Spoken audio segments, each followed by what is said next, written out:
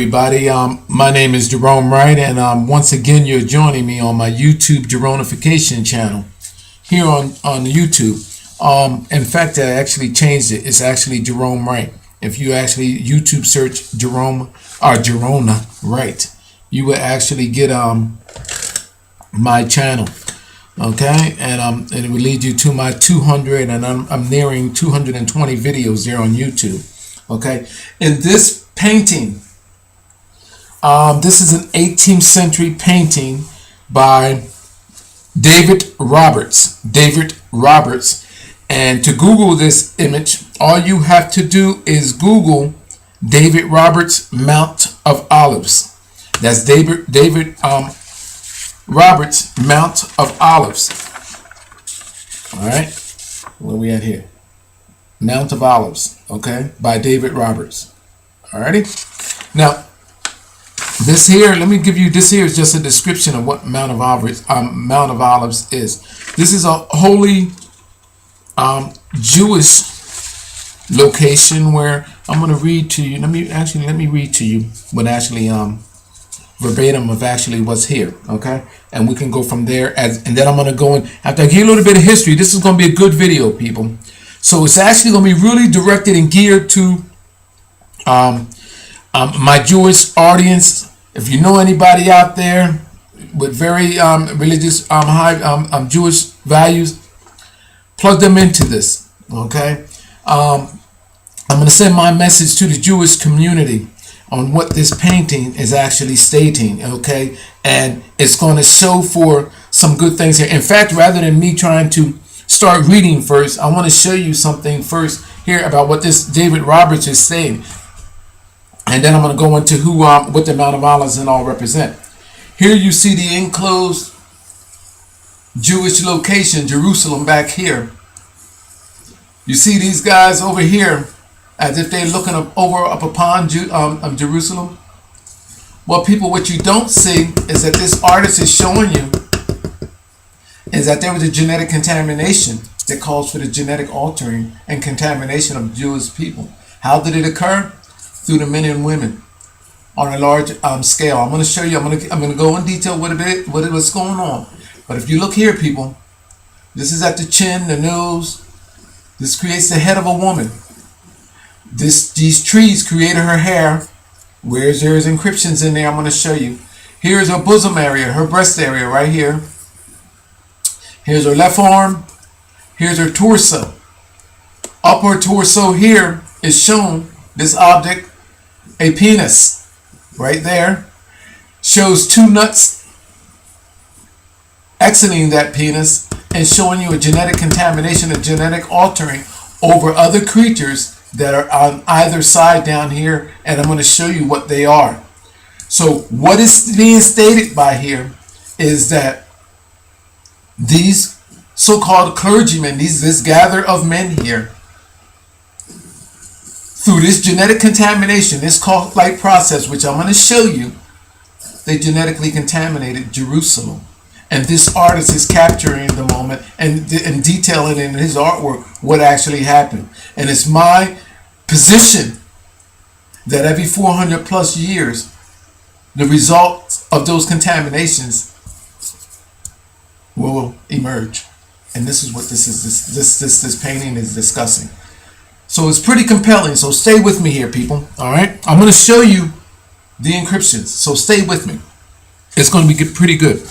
Mount of Olives. The Mount of Olives, or Mount Olivet, all right, is a mountain ridge east of and adjacent to that of Jerusalem's old city. It is named for the olive groves that once covered its slopes.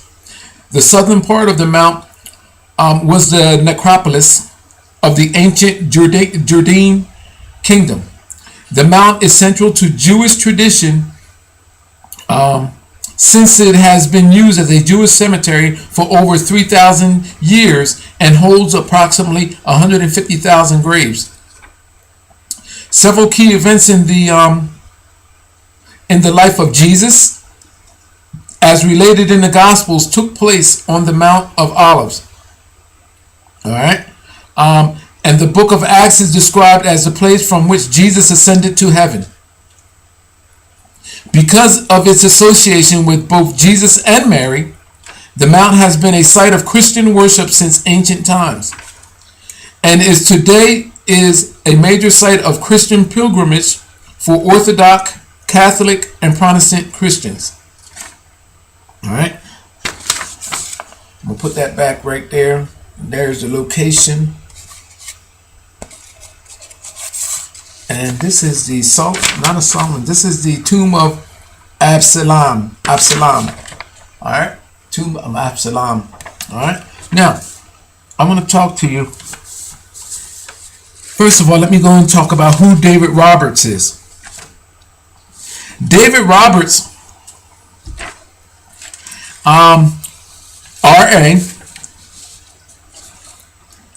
RA stands for Royal Academy. David Roberts, the 24th of October, 1796 to the 25th of November, 1864. He was a Scottish painter. He is especially known for his prolific series of detailed lithographs, prints of Egypt and the Near East that he produced from sketches he made during his long tours of the region between 1838 and 1840. These and his large oil paintings of similar subjects made him a prominent Orientalist painter. He was elected as a Royal Academician in 1841. David Roberts was born in Stockbridge, Edinburgh. At the age of 10, he was an apprentice by his father, a shoemaker, for 7 years, to a house painter and a decorator named Galvin Brugo. Okay, so they were his achievements there. During this time, he studied art in the evenings. His first paid job came in 1850 when he moved to Perth for a year to work as a decorator. In 1816, the Pantheon Theatre in Edinburgh took him on as a stage designer assistant. This was the beginning of his career as a painter and designer of stage scenery. In 1819, he became the scene painter at the Theatre Royal in Glasgow. There, Roberts met the Scottish actress Margaret McLachlan, said to be called the legitimate daughter of the Highland gypsy girl and a clan chief. They married in 1820 for pure love. Although the marriage did not last long, it produced Roberts' only daughter, Christine, who was born 1821. All right. Now I'm gonna stop there, and I'm gonna go in now that I gave you that little bit of brief history. Oh, hold on. Let me go to the Royal Academy of Arts on what that signifies. The Royal Academy of Arts. There's the building right there. This is what we're going to be looking at. Okay. The Royal Academy of Arts, RA, traditionally written as RA or RA, is an art institution based in Burlington House on Piccadilly in London. It has a unique position as an independent, privately funded institution led by eminent artists and architects. Its purpose is to promote the creation, the enjoyment, and the appreciation of visual arts through exhibitions, education, and debate. Well, that's what we're going to be doing here, y'all. We're going to be debating this. I'm going to show you what needs to be in debate. History. The Royal Academy of Arts was founded through a personal act of King George III on December the 10th, 1768, with a mission to promote the arts of designs in Britain through education and exhibition. Excuse me. All right. The motive in founding the academy was twofold: to rise the professional status of the artist by establishing a sound system of training and expert judgment in arts, and to arrange the exhibition of the contemporary works of art attaining an appropriate standard of excellence. I want you to remember this now, people, because this Royal Academy of Arts is co-signing all of these artists' artworks. So it's my position, this Royal Academy of Arts, in acknowledging what we see here, this is what we can expect for all of the artists that they have recognized in the past, recognized current, and who is behind the scenes of the funding of this Academy of Arts. Because after I show you what is here and what they have recognized this man for in his artworks, which, by the way, all of his artworks are symbolizing the same exact underlining cult-like message, these people are saying that they agree with this guy as an artist and as a painter. All right, so let's keep going here. Oh, no. Let's keep going. Supporters wanted to fall. Okay, hold on. Judgment in arts and arrange an exhibition of contemporary works and attaining an appropriate standard of excellence. Supporters wanted to foster a national school of art to encourage appreciation and interest in the public based on recognized canons of good taste. Yeah. Fashionable taste in the 18th century, Britain was based on continental and traditional art forms, providing contemporary British artists little opportunity to sell their works. From 1746, the founding hospital, through the efforts of William Hogarth, provided an early venue. Okay, I'm going to skip over all of that. If you want to Google that and read on that, go ahead. I'm going to go get right to the monkey business here, where we at. When you Google this image, okay, all you have to do is Google this guy's name, David Roberts, and the I guess what I say, the Olive Garden. I believe it was the Olive Garden, or the Garden of Olives. No, Mount of Olives. I'm sorry, Mount of Olives. Mount of Olives. Okay, with David Roberts. All right, now looking at this image in thumbnail size. In fact, you can see it here. There's a woman. There's her head. There's this creates her hair. Here's a bosom. Again, there's her body. This creates a giant penis right here. There's a slit of the penis. This represents semen. Two nuts coming out.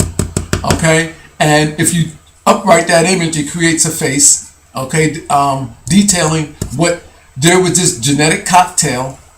Okay, of contamination that went in there. So it's stating that Jerusalem, assuming that they were okay, safe behind their brick wall, got done in genetically through their male and female by contamination of genes, cross-contaminated, created almost like an AIDS infection, and given to the population of Jerusalem there through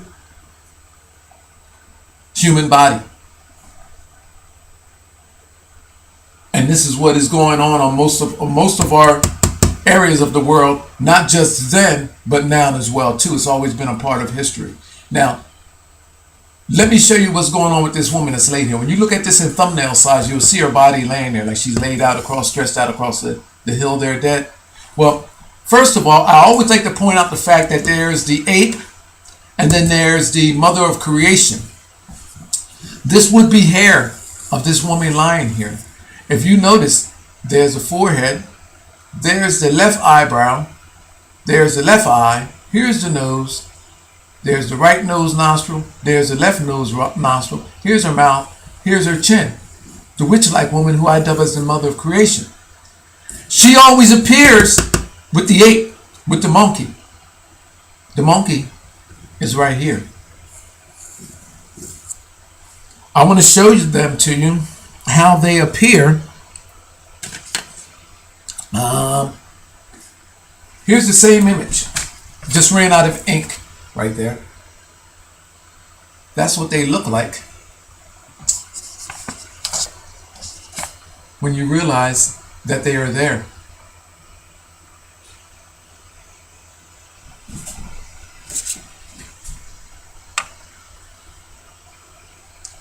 Her forehead, her eye, as I said, her nose, her nostrils, her mouth, her chin. The witch-like woman. And there's the monkey right there. See that, people? Now I'm going to take this original image and spin it around. Which way? I guess this way. And as I spin it and put this, I gotta get, see the monkey there, people? Oh yeah, sure you see that monkey. I'm just gonna leave it there for a second. You see the ape? There's the ape's forehead, there's the ape's right eye, the ape's left eye, the ape's nostril area, over its mouth, its open mouth, top lip, there's his bottom lip there, and here's the ape's entire head, right there. So, here we have an encryption style, automatically, right off the jump, off the rip, that exposes, here on a holy location, this artist has taken the image of a witch, who I dub as the mother of creation, Medusa, the mother of all creations, and alongside of an image of an ape. Now, check this out, people, because it gets better. Because you can't just dismiss the fact that I just happen to know that an ape and a witch-like woman is coded in these brush-like area there. It gets better than that. Because this woman here, and her bosoms and her arms, and this penis coming up to her belly, indicates that there is a cross-reference of genetics that calls for change. So, where the image of the woman is, her forehead here, her forehead, the ape, the witch-like woman, the mother of creation, and there's another being in her chin as well too. You will find the cross in the middle, right there, people. And I didn't put that there. When you Google the image, you will find it there, which means the cross-referencing of genetics, which calls for the contamination of Jerusalem. All right. So, what genes are we talking about that they contaminated Jerusalem with? Well, there are genes from our ancient rooted ancestors, which we evolved, which calls for prehistoric creatures that evolved out of our oceanic waters of our world, water bodies of our world, which include salt water and fresh water. And then there are land animals and reptilians. This picture in reduced size, when I printed it out in a large size, some of it was cut off. But this picture in reduced size, let me see if I can get you here. This picture in reduced size shows prehistoric creatures. This here being the duck-billed dinosaur-like creature there. And let me see if I can actually get in there closer for you. Right next to it, another reptile-looking being here.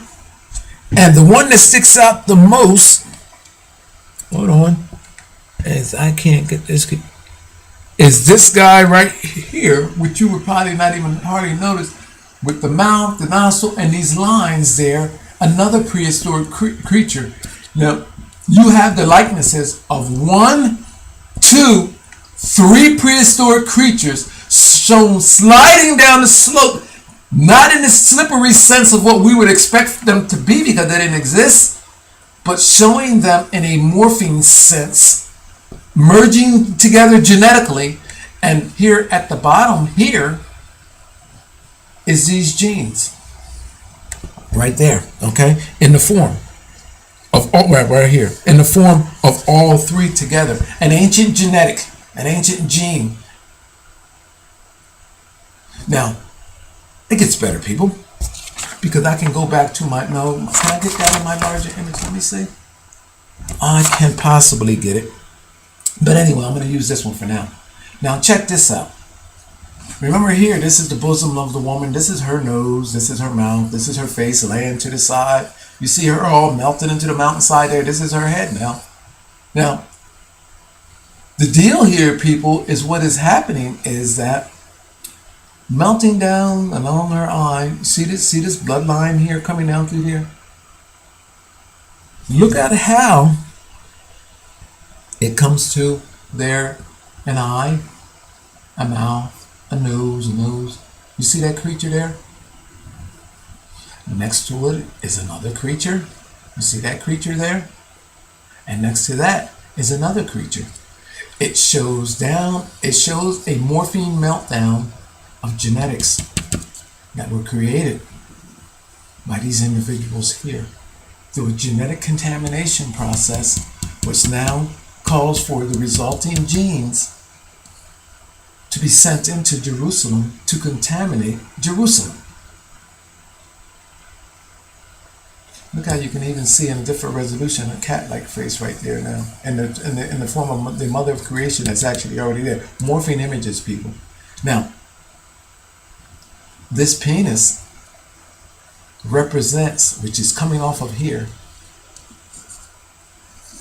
ancient genetics, which creates a testicle, a left testicle, with current genetics, building blocks. These are the old building blocks here, the founding stones. Here's the current and altered founding stones. This represents the left testicle, this represents the right testicle. These guys created, and they're telling you that their journey in it, there's a penis, and what is coming out of the penis? Can I get that here? I might be able to get that here. I might have that drawn here. Oh, I can't. You know what, that looks too... Oh, gosh. Well, there's several faces, and I wonder if I can get that, because there's several morphing faces there as well. Let me see if I can get this to come out for you. And when I turn that, which way would I turn that? This one? Yeah, that's the way there. I don't think I can get you to see that face though. On the end of that penis, this is the penis, there is a face. Let's try with the bigger one. Let me see if I can get that better for you. There is a face of the newly created genetics. And basically, what that shows and describes there, I don't know if you can see that or not, because I don't have it highlighted there. What that is showing is the face of a white ape with a black streak in his forehead and area. You know what that is describing? Here, I have my bigger. There you go, right there. Let me show you, people. Hold on for a minute. Let me get my marker. Let me describe this as we go along here. There's the chin, there's the mouth, there's the upper lip area. This black streak right there, the eye, showing you how from the, and look, and you even see a worm snaking out over top, coming into the forehead right there, the worm-like right there, showing you from the originating black genetics, our ancient genetics, which represented our ape and African ancestor, how black turned to white. And you might say, well, Jerusalem is not black, people, or Jerusalem is not this and this, Jerusalem is not that. What these are describing, people, this artist is describing, is how these genes, there was an extraction of genes, and then there can be a recyclination of same that is being done. And what they are showing is that each stage and each level, how these manipulations took place. And that's why you can see a penis. There's the head, there's the helmet, the shaft, the nuts that I told you about that creates the white face of the monkey. Shows you how through a genetic breakdown, a genetic creation, new genes was created to contaminate other land masses. Now, I'm going to bring up another image by the same artist and show you something else.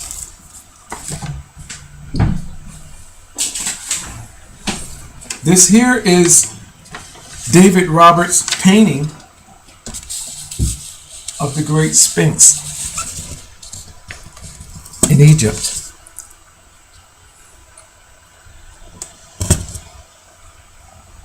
Notice that the scenario is pretty much the same as here, because there you have a woman And there you have a woman. There you have a clustered body of men, presumably clergy.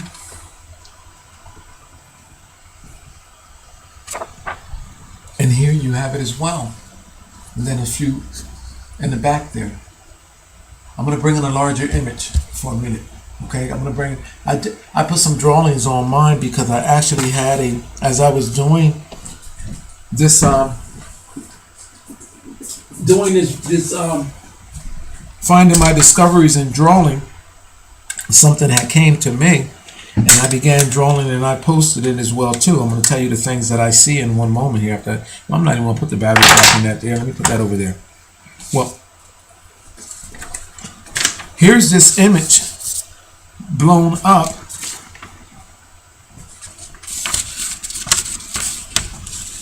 And I'm going to show you what I see.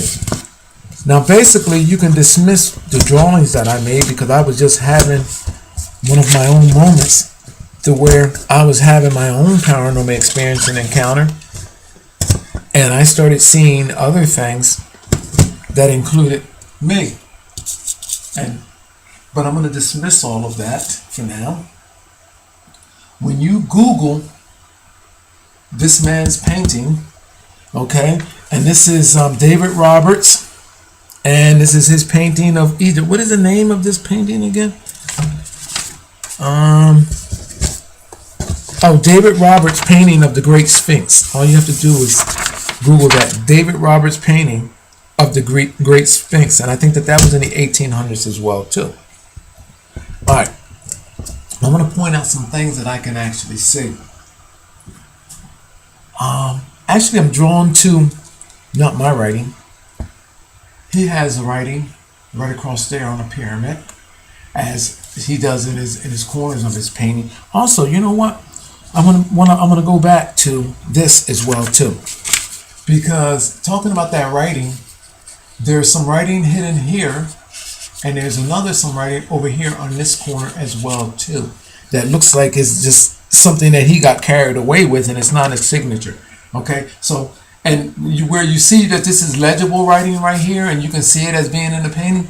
This other stuff up here is what appears at the other painting, that where it's like it's encrypted into the artwork. That's what I'm driving at. Okay, so as the experts get a hold of this stuff, they can actually ascertain what that actually is. Now where we at here? Okay, let's go to the Great Sphinx. First of all, can we see that a little? Can we get a little bit more? I don't think we can. I don't think you can get that. We gotta go there. Well, I'm on Facebook, and I wonder if I might put this on my Alien UFOs channel as well too. So you might have to become a member at either site. And here, people, on the eye of the, let me see if I can take it down and bring it in for you. Because you know what's there at the eye of the Great Sphinx?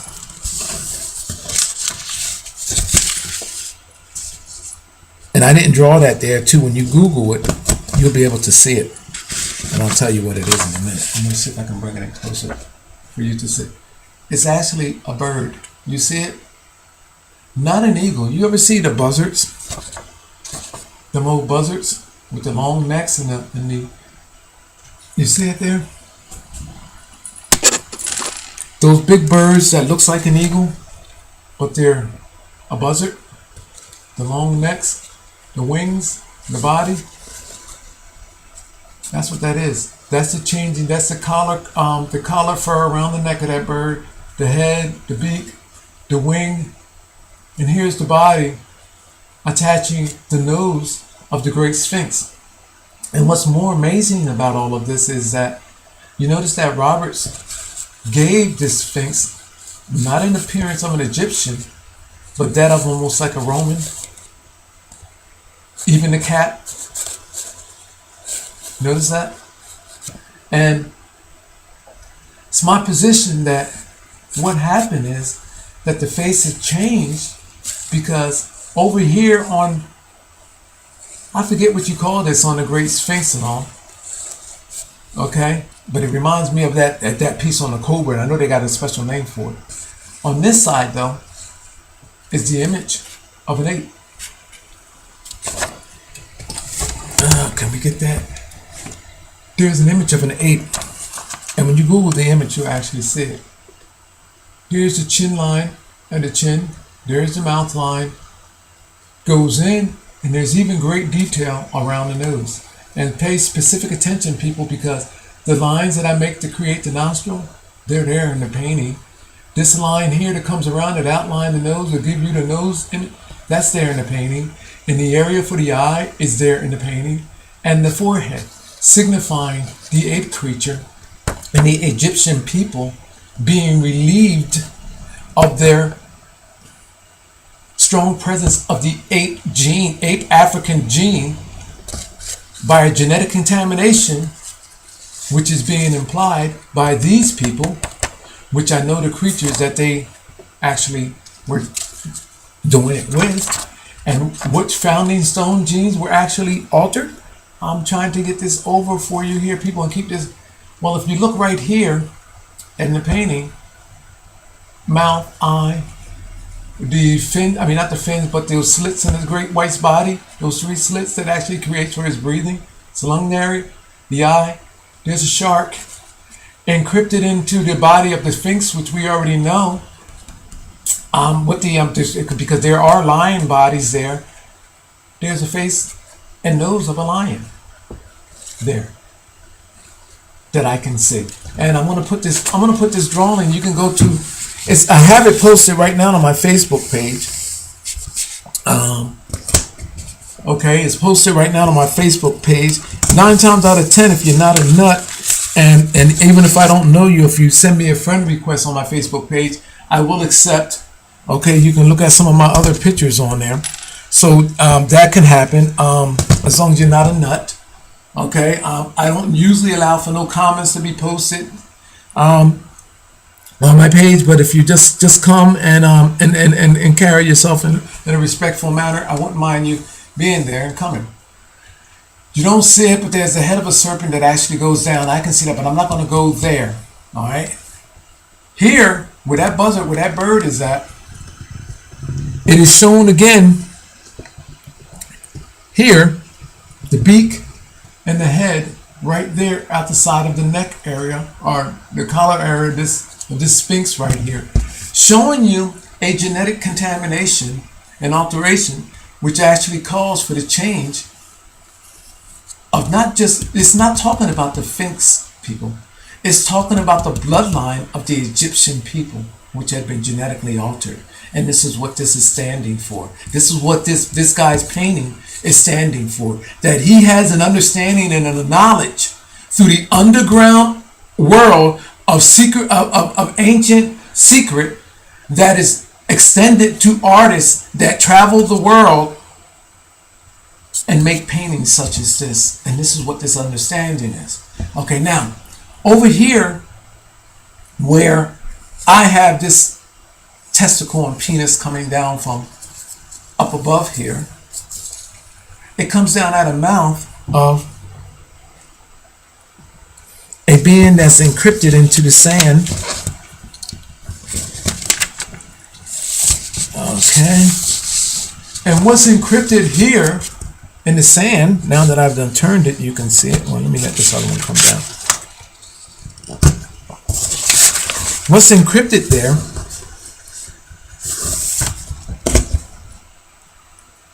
as you can see, the chin, the mouth, the nose, the head, shows an Egyptian face with a penis for a head, and showing you genetics being pumped in to the other group of people that is right back here. Now, which indicates a genetic contamination by semen. You're probably saying, well, what in the world is going on that this is happening? And well,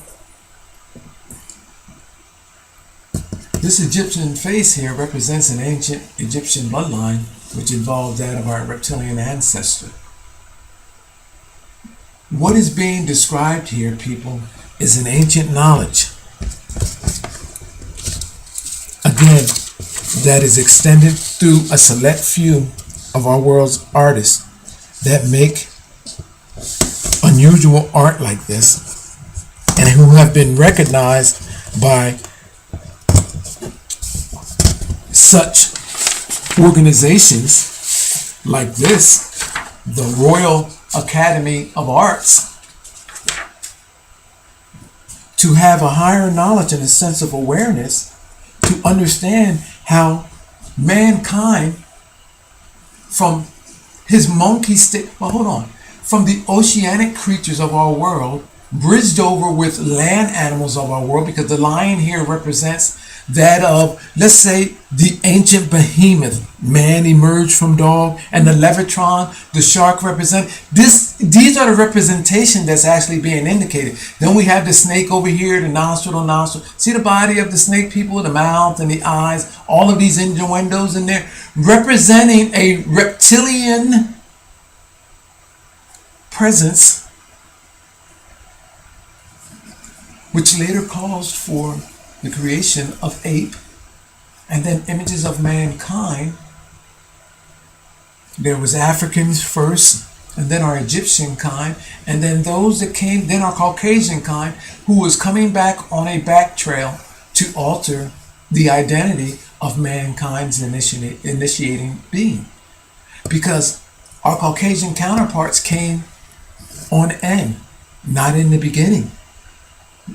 Everything emerged or was created, so they say, off the continent of Africa. I beg to differ, but so therefore we have to acknowledge that we came from the ape, and all of the changes made came therefrom the ape. And this is the reason why you see this ape's face secretly in, I forgot what you call these damn things. I looked it up before, but I can't think of the name. But I like to think of this anyway as those extending bodies of the cobra. You know, the cobra, because this is what the sphinx represents to me, the cobra, the snake. So, but anyway, I forget what they call these. They have a name, people. These things right here. In fact, I know that this is an ape. This is the artist intended for this to be an ape, showing you that bridged over black, the ape, and white, there was a genetic change. Now, here's my little drawings, and I'll let those that, because there are going to be some people that's going to be coming and scouring to see this video of mine, and I'll let them figure out what this represents that I've created. And this is what I'm going through my paranormal experience and encounter, a genuine paranormal experience and encounter. So they'll know by looking at this what I'm talking about. I'm not even going to bother to explain it here in this video. It's just something that I want to go through, that I went through, and I put it there. Call it trivial and just dismiss it. The fact of the matter is, though, that when you Google this image, you will see an ape here. You will see like a buzzard on the nose that was encrypted, that I highlighted. I'm gonna post this on my Alien UFO site, so you can be able to see it there if you want to become a member, or on my Facebook page. I believe my page is open. If not, you can send me a friend request, and I'll put it on there, because it's actually kind of hard to see it in this video, to be totally honest with you. But you can see the body of the snake. See the snake's head there, people? The nostril, the mouth. See the impressions of the snake, the two-tone colorings of the snake and all of that coming out of the rock. These are all representing an ancient reptilian bloodline, and this, people, is this to that. You come over here, you see the great white shark, and then down there is the lion. People, all of these are representing a founding genetic, which calls for the existence of the Egyptian people, which was created off the African people, which was created off the ape. You see what I'm saying, people? They are all describing founding genetics that nobody should have been known about at all, period. Scientists do not even know this today. And here you have an 18th century artist suggesting it in his artwork that he knows exactly what's going on, and describing it in detail. How there was a comeback, a cyclination a reintroduction of a contamination, and they're discussing how it was done. And I can tell you what was done to genetically contaminate these people. I can tell you exactly what was done, which creatures was used. Another other great artworks that actually from the restaurant that actually show is the Flight to Egypt. Those paintings describe also a similar, very similar story to what I'm describing here. So all of the paintings that was commemorated to the Flight to Egypt, all of them are stating almost practically the same thing that's being described here by this artist here, David Roberts. People, why would this man change the face of the Great Sphinx? Why would there be a monkey there? People, this man is telling you this is an encryption, and when you look at it, you'll see the mouth, you'll see the defining features of the ape's mouth, you'll see all of the defining features of the ape. People, this man is saying that from the ape, a genetic change, a breakdown, a manipulation, a targeted process, a controlled process, the Egyptian people, the faces, the identity, the genetic appearance inwardly, the genetic appearance outwardly, was changed by these people, which this artist is indicating. Now, let's go back to who support artists like this. The Royal Academy of Arts. My position is that you have two paintings by an 18th century artist, Roberts, who has been recognized for his great achievements in creating artworks like this. And there's other arts too, people, by the way. I only picked these two. Here you have a holy land of the Jewish community, where Christ is supposed to have ascended into heaven, where Mary has supposed to have been to, and where there are over 150,000 grave sites, and this being a holy area of pilgrimage for people to go and pray. And here this artist then took the body of a woman, a nude woman, laid her across the mountainside with the cross, stating she is cross-referenced, breast, and a dick here with two nuts laying to her belly. So, what I am stating, and gave her a nipple too, by the way, right there. What I am stating, people, the ape is here. Again, let me bring that ape back up again for you. So when you guys go to look at this, because the ape's face, you notice that I made very few, hold on. I made, look, people, and I always do that, just the least little bit of lines. All I did was just did eyes, the nostrils, outline the lip there a little bit. Look at that, people.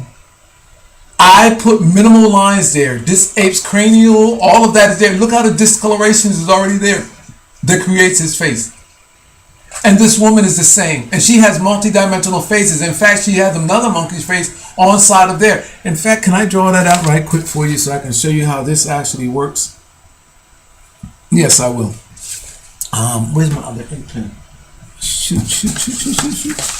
Let me draw this ape face out on the side to show you how these multi-dimensional images work, people. In her ear, there is another image of the ape. I'm going to show you how this works. These are a collage of multi-dimensional images, people. And I'm just going to put a little face there right quick. And it represents that of the ape. But along her ear, where her ear is, this is her ear. There's a mouth, there's a nose. Her ear creates another face. And it shows morphine faces. And it shows how these genetics are merging. And then, you know what? I almost missed a good point, and I'm glad I didn't end this video. It shows that, listen to this, people. Listen to this, because this gets real good. All of this here from the other side over here. Where's okay, here it must be down here. From the dinosaur genetics. Oh, hold on. Oh, shoot. This is what happens when you're not scripted, people. I just wing it. This is nothing scripted. I don't have no script. All I'm doing is just actually talking as I go. Everything is unscripted. That's what's good about this, because you actually get more than what you actually bargained for. So let me show you what this is actually showing you, people. Where we at here? Where's the dinosaurs and all of that stuff at? You see these genes? You have these genes here. These creatures, when you go to look to see out of our arm, you see all of those creatures. One shows you the breakdown there, and these, it shows the emergence. You know what it's showing? Everything running down, and then it shows you it's coming back up and going towards Jerusalem in 3 lines. The attack on Jerusalem, genetic attacks on Jerusalem. You see that? A cauldron-like chemistry here, and we got the witch. The cauldron-like chemistry. Look at her nose there. The cauldron-like chemistry, a meltdown of ancient genetics with the cross-contaminate genetic that is created, showing you, these men are showing you sitting here, posturing, that they didn't even have to go into here to contaminate Jerusalem or wage war against Jerusalem.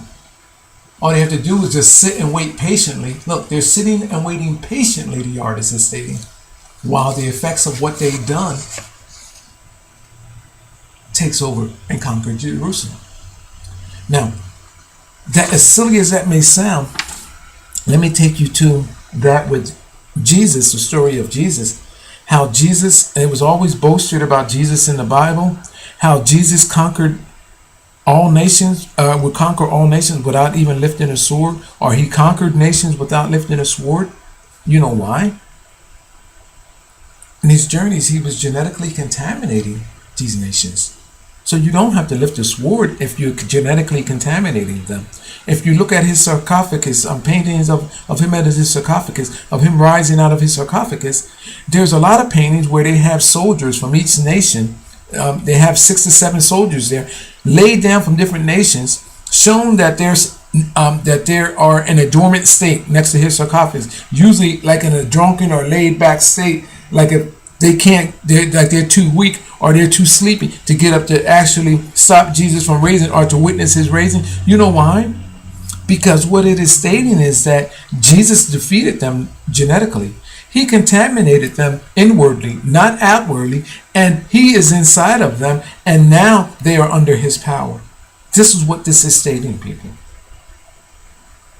Understanding what has happened is understanding these bizarre and unusual paintings where in the landscape you have artists boasting how they have an ancient knowledge of how mankind was created and how there is a continued process, a cyclination process of genetic contamination of mankind's being, which only a select few are privileged to have this knowledge of. Every continent on our planet, every ancient world, every ancient civilization has a similar story. My name is Gerone Wright. You're watching my Geronification channel. And I know that this video would definitely stir some controversy because our Jewish brothers, I say brothers, because I call everybody actually brothers, to be totally honest with you. I am for all people. This is what makes me so unique. I don't care what you are. I don't care what your ethnic background. As far as I'm concerned, we are all brothers and sisters. We are all uniquely created through a system, though, that where there is a hidden knowledge that calls for our creation, our genetic altering, and our genetic being. This, people, is why, if I can find,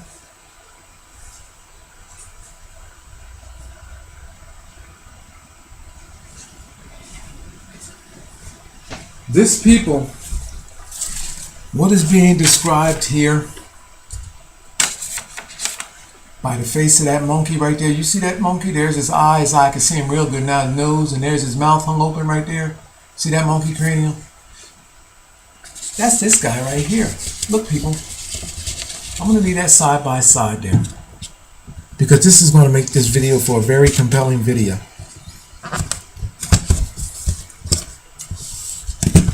You see this guy right here? He's right there. Let me draw him out so I can... drawing upside down, though, it always friggin' kills me. Always kills me, people. So, but I'm going to do it anyway. This always kills me. I'm going to outline this monkey right here.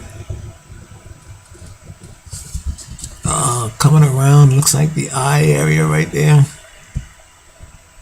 And around the mouth.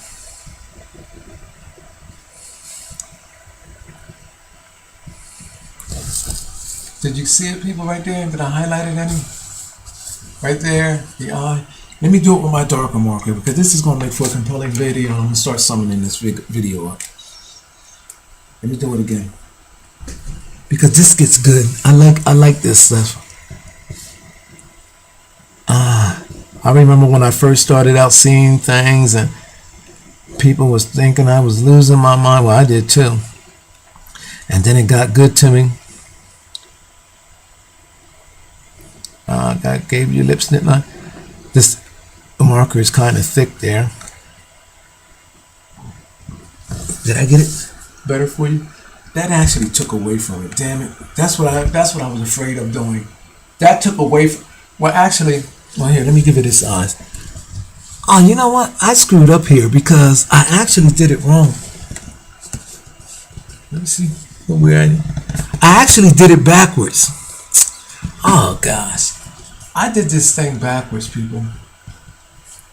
All right, let me take it. I did it backwards. That's what I'm looking at it backwards. I'm looking into the screen, but it's actually backwards. Let me do this.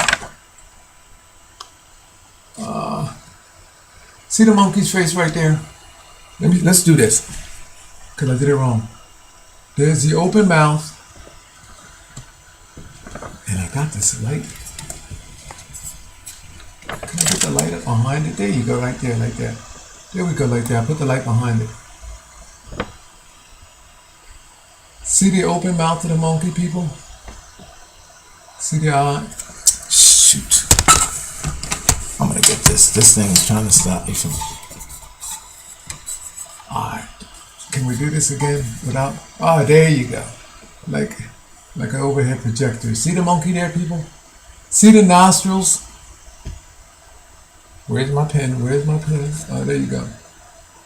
Look at this, people. This is where it gets compelling at. The open mouth of the monkey, nostril, eye socket, forehead, head. See that, people? See the monkey right there?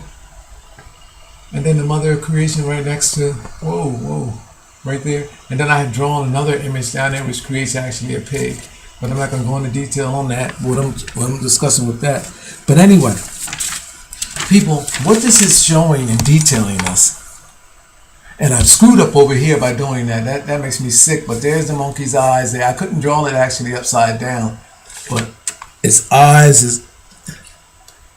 is right there. Eye. Okay, the nostrils is in here somewhere, and then the mouth is down there. I kind of screwed up, but I'm going to leave it like that for now because I screwed that up drawing it out like that. But what this is showing us is how Asians got their features from the monkey, how Caucasian counterparts got there. There's an African guy over here. I mean, not African, I guess an African American there. And it shows you the chemistry from which each of us, this culture groups, got their distinct features and characterization. And it's all based on this guy and how he was originally genetically contaminated, and it calls for genetic contamination, which changed their being, which subsequently changed our being. Then there's a cyclination process, which I'm stating happens every 400 plus years, where it can be reintroduced again, meaning what happened in the first place that calls for that genetic change and contamination can be reintroduced and done again, and supposedly perfected upon each time that it is being done. So, it's my position, it's irking me leaving that picture up there, knowing that I screwed that monkey's face up. Where's the one that I drawed out? I want to bring that one up, because that one's actually... Here, let me bring this one up. I'm going to bring this one up. Alright, that makes it look better. Alright, there you go. You see that? I'll leave this one up. Alright, there you go. So, basically, do I have another chat? Because I screwed that one drawing up upside down, and I want my point to be crystal clear. Alright. Basically, that's the same image, people, of the, in here.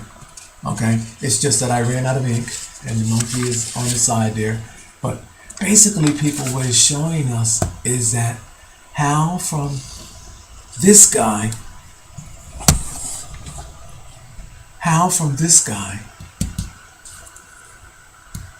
came our African ancestor through to our African ancestors, through to our Egyptian ancestors, and that's what this guy is capturing by doing this. Look, and it's a trail that shows us how through our African ancestor, which evolved off the ape, created our Africans, which is of our darkest and blackest of African ancestor, okay, through to our Egyptian ancestors, which is on that of Egypt, and there in Egypt, and then it shows you how they genetically altered our Egyptian ancestors to cause for other likenesses,